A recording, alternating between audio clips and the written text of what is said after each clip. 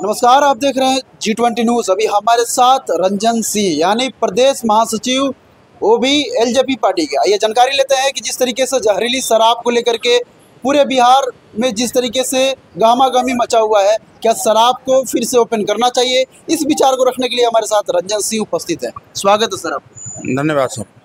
देखिए, शराबबंदी को लेकर तो काफ़ी कुछ कहा गया है।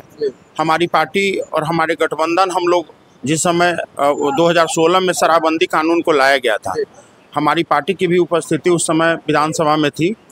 हम लोग उस समय में हम लोग विपक्ष में हुआ करते थे, लेकिन विपक्ष में रहते हुए भी मुख्यमंत्री के इस कार्य का हम लोग सराहना किया, हम लोग समर्थन दिए और शराबबंदी होनी चाहिए। और क्योंकि शराब से देश में जो जनमानस है, जो आम लोग हैं, खासकर बिहार जैसे राज्य जहां पर एक बहुत ऐसे धर्रा है जो अपने 2 वक्त की रोटी भी मेहनत से जुटा पाते हैं, तो ऐसे राज्य में शराब की अहमियत को बढ़ावा न दिया जाए, इसके हम लोग समर्थन रहे हैं। लेकिन जिस तरीके से शराब को के कानून को जिस तरीके से अप्लाई किया गया है, वो कहीं ना कहीं चिंतनीय है। उस पर कार्य करने की ज़रूरत है। लगातार राज्य सरकार इसमें कार्य कर भी रही है।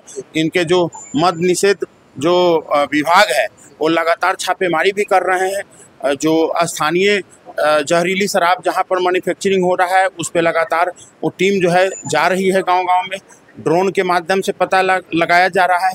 लेकिन अभी भी बहुत कुछ करना बाकी है। इससे कहा जा रहा है कि जहरीली शराब जो है कहीं ना कहीं इतना आतंक मचा चुका है, लेकिन उसी में मेरे कई सारे कमेंटेटर हैं, वो लोग ये बोलेंगे सर हम लोग यूपी में शराब पीने के लिए जाते हैं और शराब पीते हैं, शराब पी करके आते हैं तो बिहार वाली बॉर्डर पे 7,000 रुपया फाइन ले लिया जाता है। लेकिन ऐसे एक बार हुआ, दूसरी बार हम लोग गए तो शराब पी करके यूपी में रुक गए, फिर अगले दिन हम लोग आए। तो क्या लग रहा है सर कि बिहार में जिस तरीके से उसके टैक्स से जो विकसित होना चाहिए, वो शायद टैक्स से बिहार विकसित नहीं हो रहा है, लेकिन अन्य राज्य इससे विकसित हो रहा है? नहीं, कुछ चीज़ अब यही है कि कफन बेचकर आपको मौत का सौदागर नहीं बनना है ना। अगर आपको कफन पर टैक्स लेना होगा तो क्या आप चाहेंगे कि बिहार की जनता मर जाए और उसके टैक्स के पैसे से बिहार का विकास हो? जब हमारा मानवीय मूल्य ही खतरे में हो जाए, जब इंसान ही अपने अस्तित्व को ख़त्म करने पर तुल जाए, तो जाहिर सी बात है वैसे टैक्स के पैसे से बिहार के विकास बना के करेंगे क्या? आप रोड बना लेंगे, सड़क बना लेंगे अगर टैक्स के पैसे से, तो उस पर चलने वाला व्यक्ति ही नहीं रह पाएगा। तो आप वैसे टैक्स, तो मैं इन बातों को नहीं मानता कि टैक्स का नुकसान हो रहा है तो इसे शराबबंदी को खोल दिया जाए, मैं इस बात को नहीं मानता। लेकिन हाँ, इस बात को जरूर मानता हूँ कि इसकी इम्प्लीमेंटेशन में कहीं ना कहीं कोई चूक रह रही है। किसी आधार पर राज्य सरकार लगातार प्रयास कर रही है कि इस चूक को किस तरीके से ख़त्म की जाए।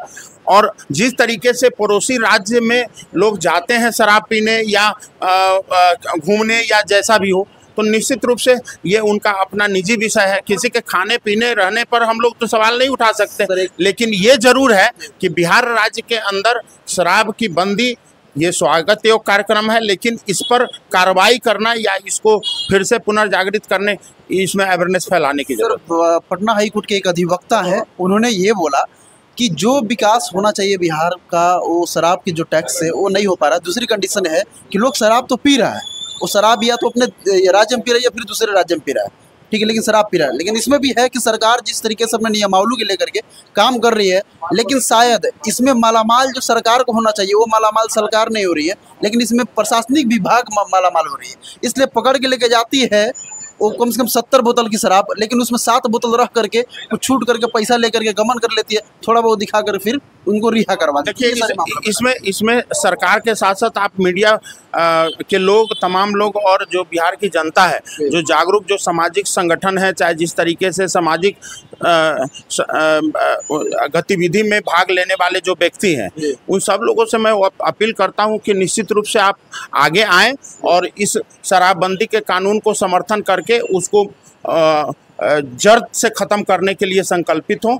मैं आपको एक चीज़ स्पष्ट कर देना चाहता हूं कि शराब बिहार जैसे राज्य के लिए ठीक नहीं है। सर क्या लग रहा है कि 2025 के विधानसभा चुनाव में कहीं खामियाजा भुगतनी पड़े शराबबंदी को लेकर? इसकी चिंता, सरकार बनाने की चिंता से अगर सरकार का नीति निर्धारण होने लगे तो ये वो लोग करते हैं जो जंगल राज की वापसी चाहते हैं। अब कोई शराबबंदी कानून को लेकर आप इस बात को लेकर क्यों नहीं चिंता करते कि हमारे यहाँ रोजगार का सृजन कैसे हो, हमारे यहाँ इंडस्ट्री कैसे आए? हम इस बात का चिंता क्यों नहीं करते हैं? आप देख लीजिए, यहीं पर पंजाब है या महाराष्ट्र है, महाराष्ट्र में देखिए वहाँ पर प्रति व्यक्ति आय कितना हो गया, यहाँ पर बगल में उड़ीसा राज्य है, देखिए प्रति व्यक्ति आय कितना हो गया। तो क्या वहाँ शराबबंदी तो नहीं है, लेकिन फिर भी देखिए वहाँ विकास हो रहा है। कहने का मतलब गुजरात जैसी राज्य का आप ले सकते हैं एग्जाम्पल, जहाँ शराबबंदी कानून है लेकिन फिर भी इंफ्रास्ट्रक्चर वगैरह डेवलप हो रहा है। क्यों हो रहा है? क्योंकि वहाँ की सरकार संकल्पित है। यहाँ के सरकार हमारे नीतीश कुमार जी के नेतृत्व में मजबूत तरीके से चल रहा है। लेकिन ये बात सोचना पड़ेगा कि आदरणीय नीतीश कुमार जी तभी सुशासन बाबू कहलाते हैं जब भाजपा और एनडीए के साथी बनकर मुख्यमंत्री रहते हैं। बहुत शुक्रिया आपका। जिस तरीके से देख रहे थे कि ये रंजन सिंह है और ये प्रदेश महासचिव है लोक जनशक्ति पार्टी के, इन्होंने क्या कुछ कहा सरकार को देखते हुए, प्रशासनिक विभाग को देखते हुए, बिहार राज्य को डेवलप करने के लिए, और हालांकि शराबबंदी पे और सख्ती होने को लेकर के उन्होंने कुछ बहुत सारी बातें बोली और उन्होंने ये भी कहा कि कहीं ना कहीं चूक हो रही है। इस बात से कितना प्रतिशत सहमत है आप? क्या ये बिहार के शराबबंदी कानून को मुक्त करना चाहते हैं या सपोर्ट करना चाहते हैं? कमेंट बॉक्स में अपनी राय जरूर दीजिएगा। मिलते हैं अगले वीडियो में, तब तक के लिए जय हिंद, जय भारत।